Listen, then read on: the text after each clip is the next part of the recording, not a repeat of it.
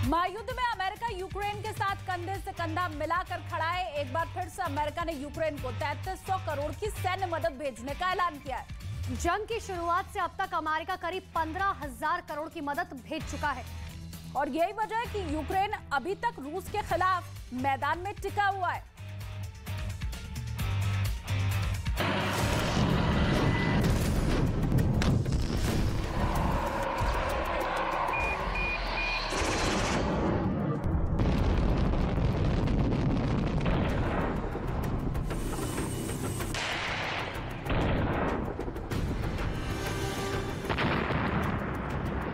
Ukraine की जमीन पर रूस के मिसाइल कहर बनकर टूट रहे हैं। एक के बाद एक हमले से यूक्रेन के लोगों में डर का माहौल है।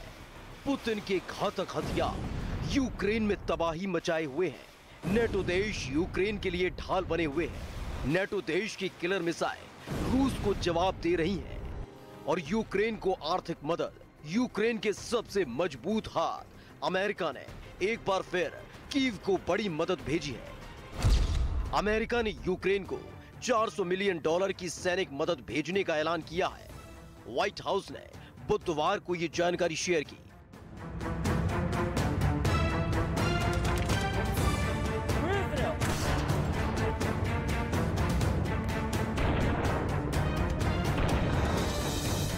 जंग की शुरुआत से नेटो देश यूक्रेन को सैन्य और आर्थिक मदद भेज रहे हैं, जिसके दम पर ज़ेलेंस्की की सेना महायुद्ध में फ्रंट फुट पर खेल रही है। अमेरिका अब तक यूक्रेन को $19 अरब से ज्यादा के हथियार और सैन्य उपकरण भेज चुका है, जिसमें ये नया सहायता पैकेज भी शामिल है। इसके अलावा फ्रांस अब तक $102 मिलियन की मदद यूक्रेन को भेज चुका है। ब्रिटेन ने हाल ही में यूक्रेन के लिए 50 मिलियन पाउंड की राहत पैकेज का ऐलान किया। कनाडा ने यूक्रेन को $394 मिलियन का कर्ज दिया है, जबकि जर्मनी ने 1000 एंटी टैंक हथियार और कई मिसाइल यूक्रेन भिजवाई। तो फिनलैंड से यूक्रेन के लिए 2500 असॉल्ट राइफल, 1.5 लाख बुलेट, करीब 1500 एंटी टैंक हथियार और 70,000 फूड पैकेट्स भेजने की बात कही गई है। वहीं जापान $100 मिलियन की मदद भेज चुका है।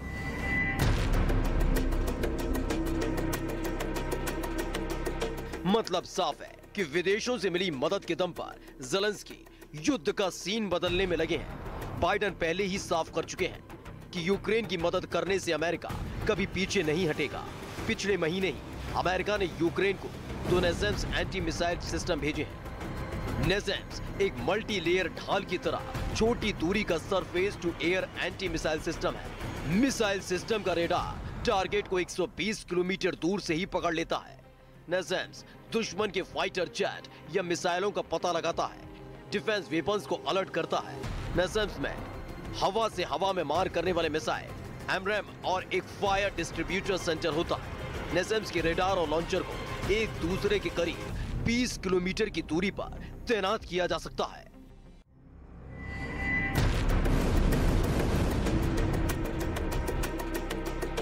रूस यूक्रेन जंग अब भी जारी है। रूस ने यूक्रेन को तबाह करने की कसम खा रखी है, तो वह अमेरिका भी यूक्रेन की मदद करने से पीछे नहीं हट रहा है। वादे के मुताबिक अमेरिका युद्ध की शुरुआत से ही यूक्रेन का पूरा समर्थन कर रहा है। और एक बड़ी खबर रूस यूक्रेन युद्ध से जुड़ी बता दें, अमेरिका ने रूस को लेकर बड़ी चिंता जताई है। अमेरिका का दावा है कि रूस कभी भी यूक्रेन पर केमिकल हथियार से हमला कर सकता है। तो अमेरिका ने रूस को लेकर चिंता जताई है। ये कहा जा रहा है कि केमिकल से हमला किया जा सकता है, केमिकल हथियार से जो है हमला किया जा सकता है। अमेरिका ने दरअसल रशिया को लेकर ये बड़ी चिंता जताई है।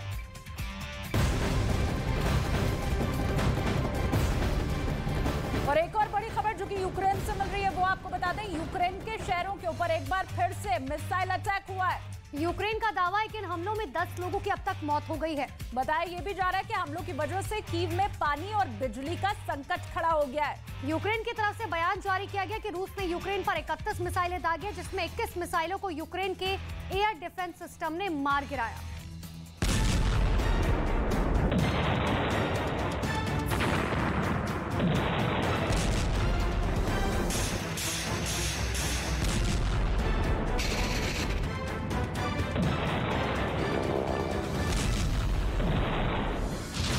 यूक्रेन में फिर सबसे बड़ा मिसाइल अटैक।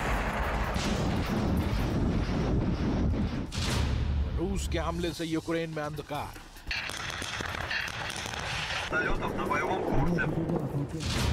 यूक्रेन के शहरों में बिजली पानी का संकट। पिछले हफ्ते ही जब G20 देशों की बैठक हो रही थी तो यूक्रेन पर रूस के बड़े हमले का दावा सामने आया। तब एक दिन में 90 मिसाइल हमलों से यूक्रेन के कई शहर दहल गए। कई शहर मिसाइल अटैक से तबाह हो गए। शहरों में चारों तरफ अफरा तफरी फैल गई। यूक्रेन के ज्यादातर शहरों में बिजली पानी का संकट पैदा हो गया।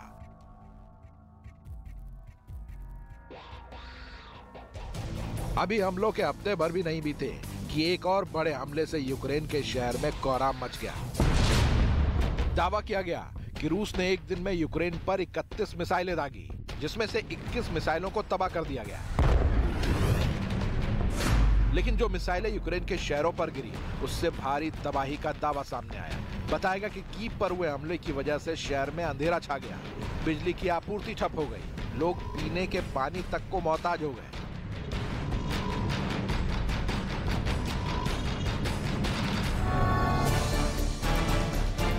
हमलों के दौरान कीव के एक अस्पताल से वीडियो सामने आया।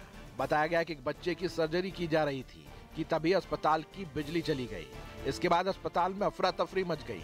बाद में बैटरी और जनरेटर की मदद से बच्चे की सर्जरी हुई। मिसाइल हमलों से यूक्रेन में पैदा हुए संकट की ये एक तस्वीर थी। इसके बाद जो तस्वीर सामने आई वो बेहद खौफनाक थी। इस वीडियो में बताया गया कि ज़पोरिजिया में रूस के मिसाइल हमलों की वजह से मैटरनिटी वार्ड बर्बाद हो गया। इस हमले में एक बच्चे की मौत हो गई। हमले के बाद रेस्क्यू टीम ने कई लोगों को बचाया, लेकिन रूस के हमले के बाद यूक्रेन में चारों तरफ भारी तबाही का दावा सामने आया। सबसे ज्यादा संकट न्यूक्लियर प्लांट के आसपास के इलाकों में खड़ा हो गया। यूक्रेन के मिसाइल अटैक के बाद यूक्रेन के 3 न्यूक्लियर प्लांट को बंद करना पड़ा, जिससे यूक्रेन के कई बड़े शहरों में बिजली की आपूर्ति ठप हो गई। यूक्रेन पर एक के बाद एक हो रहे हमलों के बाद यूक्रेन के राष्ट्रपति जेलेंस्की ने संयुक्त राष्ट्र सुरक्षा परिषद से मदद मांगी है। जेलेंस्की ने कहा कि उन्हें रूस के हमलों का सामना करने के लिए और हथियारों की जरूरत है।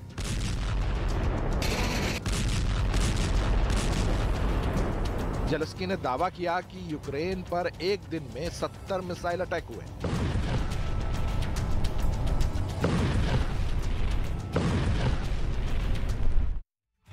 तो यूक्रेन के शहरों को एक बार फिर से मिसाइलों से निशाना बनाया जा रहा है।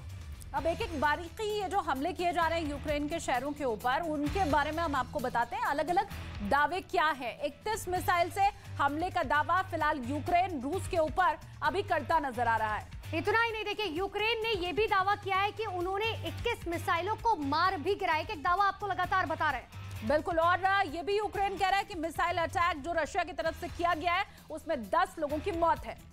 इतना ही नहीं, देखिए यूक्रेन ने इन हमलों का रूस पर गंभीर आरोप लगातार लगाता रहा है।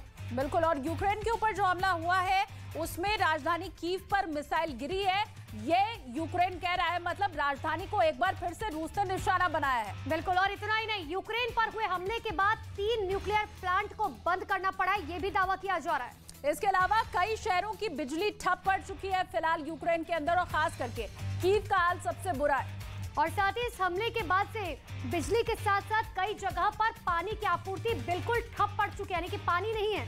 आम लोगों के लिए खासी मुश्किल, न बिजली न पानी। इसके अलावा यूक्रेन के ऊपर दूसरा ये बड़ा मिसाइल अटैक किया गया है कीव पर, जो कि बताया जा रहा है, और ये अब तक का दूसरा बड़ा हमला है। इतना ही नहीं, इन हमलों के बाद देखिए जेलेंस्की ने यूएनएससी से मदद भी मांगी है।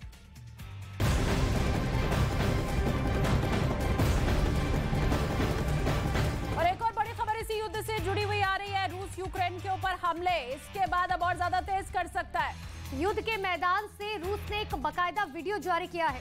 इस वीडियो में रूस के सैनिक विशेष सैन्य अभ्यास करते दिखाई दिए हैं, और जिसमें सैनिकों ने सुखोई 35S विमान से ड्रिल किया।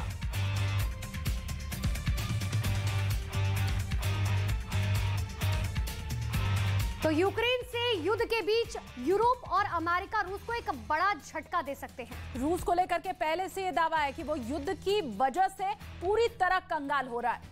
अब देखिए, रिपोर्ट्स दरअसल जो सामने आ रही है वो ये कह रही है कि रूस के तेल की कीमत अमेरिका और यूरोप के देश ही तय करेंगे। और अगर ऐसा हो जाता है तो फिर रूस की अर्थव्यवस्था के लिए ये बहुत बड़ा झटका होगा, क्योंकि रूस की आय का एक बहुत बड़ा हिस्सा तेल के निर्यात से आता है। इतना ही नहीं, बताया तो ये भी जा रहा है कि G7 और यूरोपियन यूनियन के देश रूस के क्रूड ऑयल की फिक्स कीमत को 5 दिसंबर से लागू कर सकते हैं। बिल्कुल, और एक बार अगर कीमत तय हो गई तो फिर ये 3 या फिर 6 महीने के लिए, अगले 3 से 6 महीने के लिए मान्य रहने वाली है। और अगर यूरोप और अमेरिका रूस के तेल की कीमत तय करने लगे तो रूस से टकराव जाहिर सी बात है कि और भी ज्यादा बढ़ जाएगा।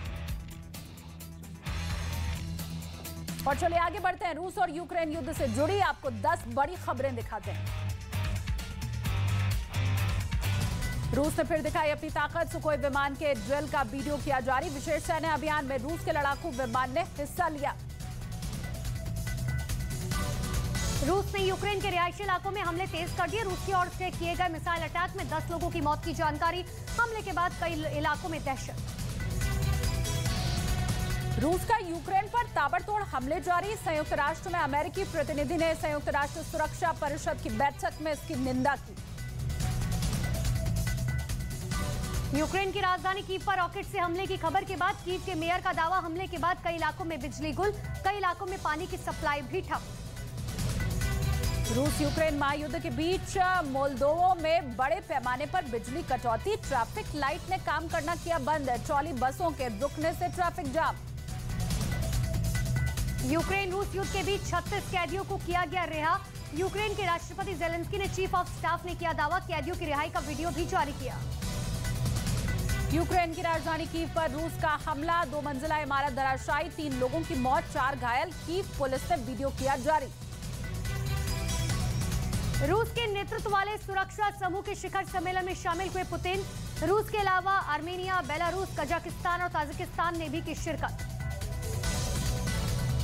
महायुद्ध के बीच रूस ने जारी किया नया वीडियो। रूस की मीडिया ने बेलारूस की जमीन पर सैनिकों के ट्रेनिंग का वीडियो किया जारी।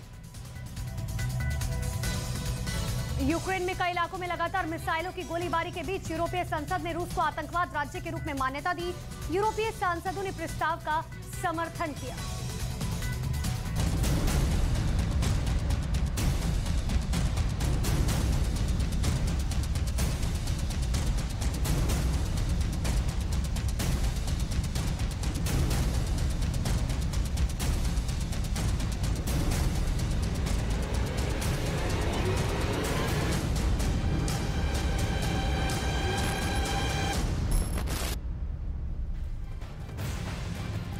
और श्रद्धा हत्याकांड से जुड़ी हुई बड़ी खबर जो मिल रही है वो आपको बताते हैं। टुकड़े टुकड़े इश्क वाली इस कहानी में पुलिस अब खतरा सबूत इकट्ठा करने में जुटी है।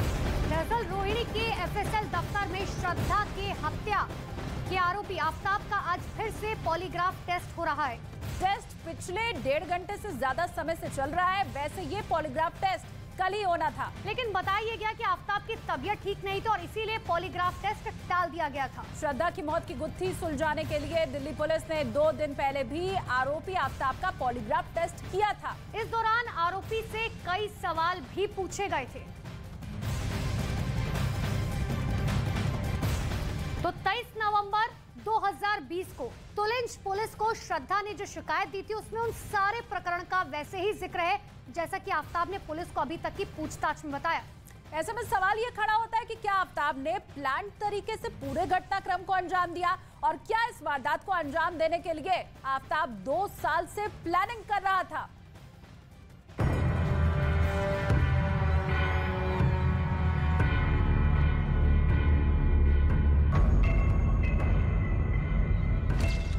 नवंबर 2020,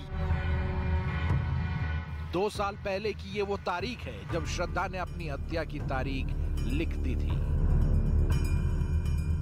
अब ये इत्तेफाक ही है कि अभी तक आफ्ताब ने जो कुछ भी पुलिस को बताया वो पूरी घटना ऐसे ही घटी जैसे श्रद्धा ने 2 साल पहले पुलिस को दिए अपने शिकायत पत्र में लिखा था। श्रद्धा ने पुलिस को शिकायत तब दी थी जब आफ्ताब उसके साथ लगातार मारपीट कर रहा था। और गला दबाकर उसकी हत्या करने की धमकी भी दे चुका था। आफताब की पिटाई के बाद उसका नाक, गला, गाल, कमर के नीचे के हिस्से पर बेतहाशा चोटें आई थी, जिसके निशान श्रद्धा के सामने आए उस वक्त के फोटो में दिखाई दिए। शिकायत पत्र में दिखा श्रद्धा का डर। 1.5 साल पहले लिख दी थी हत्या की बात। खत में लिखी थी मर्डर की पूरी कहानी। पालघर के तुनलिच पुलिस को दी कंप्लेन में श्रद्धा ने जो लिखा वो सब कुछ हूबहू सच साबित हुआ। अभी तक की जांच के मुताबिक 18 मई 2022 को आफताब ने श्रद्धा को ठीक इसी तरह मारा, जैसा श्रद्धा ने अपनी शिकायत पत्र में लिखा था। उसने पहले श्रद्धा का गला घोटा, फिर लाश के टुकड़े किए। इसके बाद उन टुकड़ों को जगह जगह फेंक दिया।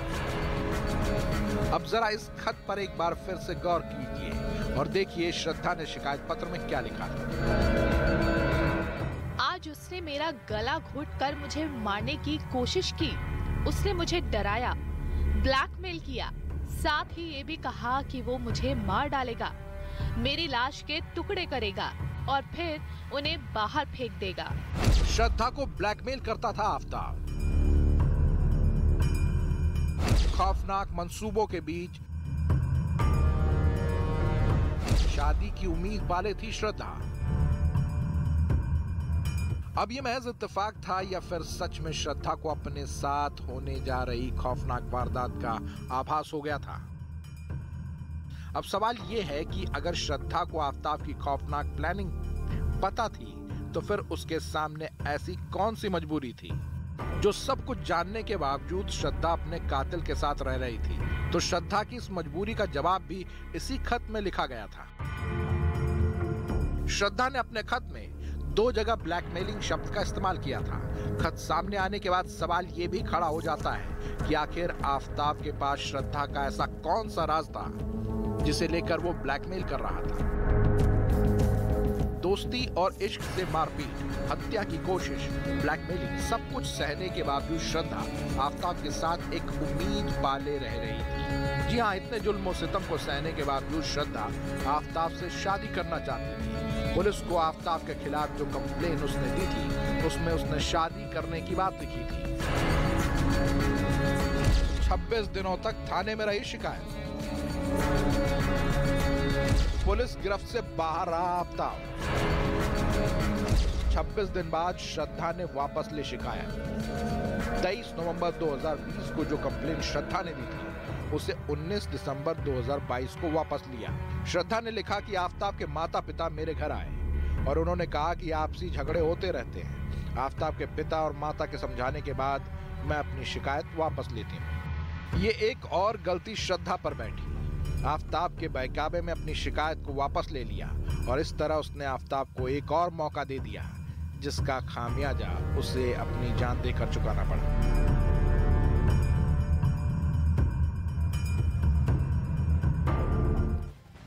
और चलिए अब आपको बताते हैं कि 23 नवंबर 2020 को जब तुलिंच पुलिस को श्रद्धा ने आफताब के खिलाफ शिकायत दी और उसके बाद 19 नवंबर 2020 को जब शिकायत वापस ली, इन 26 दिनों में श्रद्धा और आफताब के बीच आखिर हुआ क्या कुछ? देखिए, पुलिस सूत्रों की माने तो शिकायत के बाद दरअसल श्रद्धा के आफताब के खिलाफ शिकायत दर्ज करने के बाद पिता अमीन पूनावाला हर हफ्ते दोनों के घर वसई के रीगल अपार्टमेंट में जाते थे और इस दौरान उन्होंने श्रद्धा पर लगातार शिकायत वापस लेने का दबाव बनाया। अपने बेटे की जिंदगी खराब होने की दुहाई देकर केस वापस लेने का दबाव लगातार बनाया गया। बिल्कुल, और इतना ही नहीं, आफताब भी आत्महत्या करने की धमकी देकर लगातार श्रद्धा पर शिकायत को वापस लेने के लिए दबाव बनाता रहा। ऐसे में सोचिए, दरअसल सूत्र ये भी कह रहे हैं कि अमीन पूनावाला को इस बात की अच्छी तरीके से जानकारी थी कि उनका बेटा श्रद्धा को बुरी तरीके से पीटता है। बावजूद इसके लगातार वो अपने बेटे को बचाने की कोशिश करते रहे। पिता और बेटे के लगातार दबाव बनाए जाने और इमोशनल अत्याचार किए जाने के चलते श्रद्धा ने मजबूरी में शिकायत वापस ले ली। तुलिंच पुलिस सूत्रों के मुताबिक उन्होंने श्रद्धा का बयान उसके घर पर जाकर बकायदा दर्ज किया था। हालांकि 2 से 3 बार आफताब के घर पर होने की वजह से पुलिस की टीम को वापस भी लौटना पड़ा था। हालांकि सूत्रों के मुताबिक अलग श्रद्धा शिकायत वापस नहीं लेती, अगर श्रद्धा शिकायत वापस नहीं लेती तो आफताब के खिलाफ एफआईआर दर्ज होनी उस वक्त तय मानी जा रही थी। मामले में तुलंज पुलिस भी हालांकि सवालों के घेरे में है, क्योंकि श्रद्धा ने 26 दिनों के बाद अपनी शिकायत वापस ली थी। ऐसे में इतने दिनों में पुलिस ने आफताब से एक बार भी आखिर पूछताछ क्यों नहीं की? तो श्रद्धा मर्डर केस में दिल्ली पुलिस की इन्वेस्टिगेशन आफताब के माइंड की क्रिमिनल साइकोलॉजी समझने पर भी हो रही है। एक्सपर्ट्स की मदद लेकर यह समझने की कोशिश की जा रही है कि आफताब का दिमाग आम इंसान से अलग आखिर काम कैसे कर रहा था। क्योंकि देखिए, जिस तरीके का मर्डर के बाद आफताब ने शव के टुकड़े किए और कत्ल की कहानी की थ्योरी बदली, वो कोई आम हत्यारा नहीं कर सकता।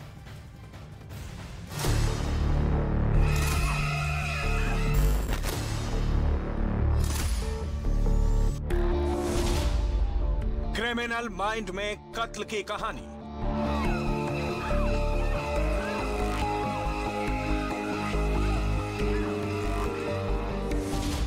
आफताब के ब्रेन की फुल मैपिंग, चिट्ठी, चैट, लाश के टुकड़े और साजिश का रफ नोट। कत्ल की इस कहानी के किरदार से लेकर कहानीकार और डायरेक्टर खुद आफताब था। हर उस क्लाइमेक्स की एंडिंग खुद ही लिखी थी, जिसकी कड़ियों को अब पुलिस जोड़ने की कोशिश कर रही है। लेकिन अब भी ऐसे कई सवाल हैं जिनका जवाब सामने होने के बावजूद पुलिस आफताब के दिमाग में बने उस क्राइम स्टोरी की कहानी को सुलझा नहीं पाई है। और यही वजह है कि आफताब से पूछताछ में पुलिस एक नहीं कई बार क्रिमिनल साइकोलॉजी समझने वाले मनोरज्ञ विशेषज्ञों से सलाह ले चुकी है। एक्सपर्ट्स का मानना है कि आफताब ने जिस तरीके से श्रद्धा की हत्या के बाद उसके शव के टुकड़े किए और उन टुकड़ों को ठिकाने लगाने के लिए जिस तरह से उसने प्लानिंग की, वो कोई आम क्रिमिनल नहीं करता। ऐसे क्रिमिनल की एक अलग क्रिमिनल साइकोलॉजी होती है। एक्सपर्ट का मानना है कि ऐसी क्रिमिनल साइकोलॉजी वाले अपराधी आमतौर पर अकेले रहना पसंद करते हैं। रिलेशनशिप में ऐसी मानसिकता वाले लोग अपने साथी को कंट्रोल करना चाहते हैं। अगर वो ऐसा नहीं कर पाते तो अपने कंफर्ट जोन के लिए कुछ भी करने से नहीं हिचकिचाते।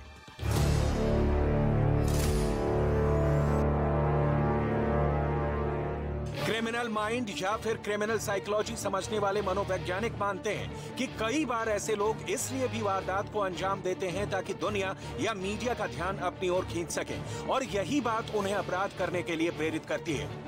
जाने अनजाने में खासकर अपनी तरफ से इच्छा शक्ति से कुछ तथ्यों को दबा रहा है और एक ही तथ्य के बारे में 4 पहलू बता रहा है, तो उस रासायनिक पदार्थ के असर में सच सामने आ जाएगा। हालांकि अपराध की मानसिक स्थिति केस टू केस वेरी भी करती है, यानी हर किलर के साथ एक जैसी परिस्थिति हो ये जरूरी नहीं है। कई बार ऐसी क्रिमिनल साइकोलॉजी वाले लोग देखने, सुनने और हाव भाव से एकदम नॉर्मल ही दिखते हैं, यानी उसे देखकर, समझकर ये यकीन से नहीं कह सकते कि सामने वाले के दिमाग में क्या चल रहा है। क्रिमिनल साइकोलॉजी को समझने वाले एक्सपर्ट्स बताते हैं कि ऐसी आपराधिक मानसिकता वाले लोग दूसरों की जान लेने में रोमांच और खुशी महसूस करते हैं। उसमें दूसरों की भावनाओं को समझने की क्षमता और अपराध बोध नहीं होता। ऐसे लोग आमतौर पर अहंकारी होते हैं, वो सिर्फ अपने बारे में सोचते हैं, दूसरों की परवाह नहीं करते। श्रद्धा मर्डर केस में भी आरोपी आफताब बार बार यही दलील दे रहा है कि उसने श्रद्धा का मर्डर गुस्से और आवेश में किया। जो होते हैं सीरियस क्राइम्स, वो मनोविज्ञान और मनोचिकित्सा की स्थिति से संबंधित है। तो इसको कहते हैं क्रिमिनोलॉजी या फोरेंसिक मेडिसिन और मनोविज्ञान मनोचिकित्सा का जो ओवरलैप है। जितनी जानकारी हम सबको अवेलेबल है, इसमें मुझे कोई संदेह नहीं है कि इस व्यक्ति की जो पर्सनालिटी है वो क्लासिकल साइकोपैथिक पर्सनालिटी प्रोफाइल है, जिसको आप कहते हैं एंटी सोशल पर्सनालिटी डिसऑर्डर। तो व्यक्ति का एक सबसे बड़ा जीवन में मंत्र होता है अपने मन की करना और दूसरों को परेशान करना, मैनिपुलेट करना, और अगर मुश्किल में आ जाए तो किसी भी प्रकार से खुद को बचाना।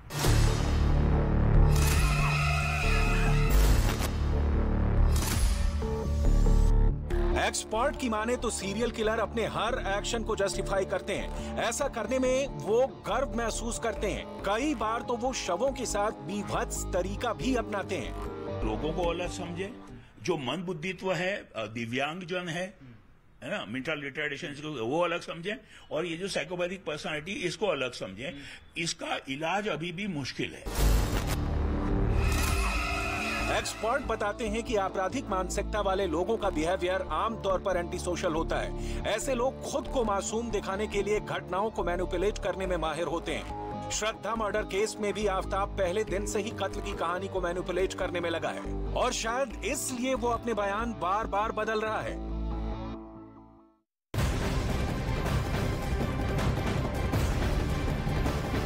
बड़ी खबर दिल्ली से इस वक्त मिल रही है। दिल्ली के जामा मस्जिद से यह अहम खबर है, जहां पर मस्जिद प्रशासन ने मस्जिद में अकेली लड़कियों की एंट्री के ऊपर रोक लगा दी है। बाकायदा इसके लिए एक इश्तिहार जो है वो मस्जिद के बाहर लगाया गया है। मस्जिद के तीनों एंट्री गेट के ऊपर नोटिस चिपका दिया गया है, और जिसमें यह लिखा गया है कि जामा मस्जिद में लड़की या लड़कियों का अकेले दाखिल होना मना है। दिल्ली की ऐतिहासिक जामा मस्जिद में अकेली लड़कियों के प्रवेश के ऊपर प्रतिबंध का ये मामला अब तूल पकड़ता जा रहा है। एक तरफ जहां कुछ लोग मस्जिद प्रबंधन के इस फैसले को सही करार दे रहे हैं, तो वहीं कुछ ऐसे लोग हैं जो इसे धार्मिक स्थल पर महिलाओं के साथ भेदभाव के साथ जोड़कर भी देख रहे हैं। तो बड़ी खबर इस वक्त की आपको बता रहे हैं, जहां पर ऐतिहासिक जामा मस्जिद में अब इस बात के पोस्टर, एक इश्तिहार छाप दिया गया है तीनों ही गेट पर, जो 3 एंट्री पॉइंट्स है, कि वहां पर अकेली लड़कियां अंदर अब नहीं जा सकती, यानी कि उनकी एंट्री पर रोक लगा दी गई है।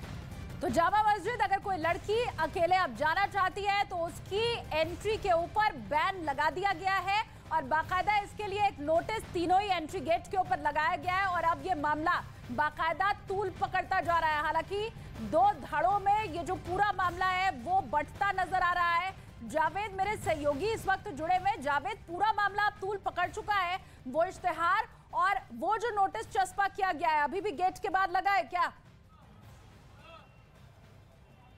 देखिए, जामा मस्जिद के गेट नंबर 1 पर हमारी मौजूदगी है, और जो नोटिस चस्पा किया गया उसके बाद विवाद बढ़ गया है। डीसीडब्ल्यू ने भी नोटिस जारी किया है। वो नोटिस क्या है पहले आपको दिखा देते हैं। देखिए, गेट नंबर 1 पर और ये नोटिस लगा है जिस पर लिखा है साफ साफ, जामा मस्जिद में लड़की या लड़कियों का अकेले दाखिला मना है।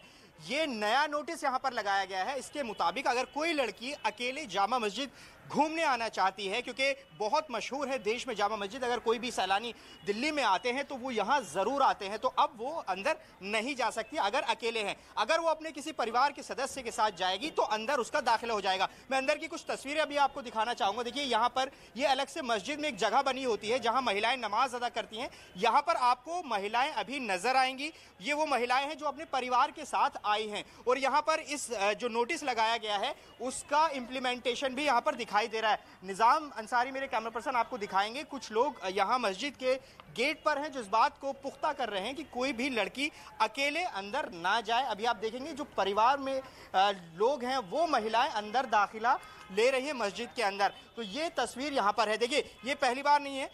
जो मस्जिद एडमिनिस्ट्रेशन है उसका साफ कहना है कि यहाँ जो अकेले लड़कियां आती हैं, फिर लड़के यहाँ पर आते हैं और वो यहाँ पर आकर मिलते हैं, यहाँ वीडियोस बनाते हैं। और जामा मस्जिद वो जगह है जो सिर्फ राजधानी दिल्ली में मशहूर नहीं है, दूर दूर से लोग इसे यहाँ पर देखने के लिए आते हैं। फिलहाल के लिए बहुत बहुत शुक्रिया जावेद तमाम जानकारी के लिए। ये नया इंडिया, नए नजरिए का इंडिया, जहां लोगों का नंबर 1 भरोसा बनता है वो जो उनके मुद्दे, उनकी आवाज निडर होकर उठाता है, लोगों की नंबर 1 पसंद बनता है वो जो सिर्फ रफ्तार नहीं जिम्मेदारी पर भी विश्वास रखता है। देश का नंबर 1 न्यूज चैनल बनता है वो जो देश हित और जनहित दोनों को सर्वोपरि समझता है। न्यूज़ 18 इंडिया, नए इंडिया का नया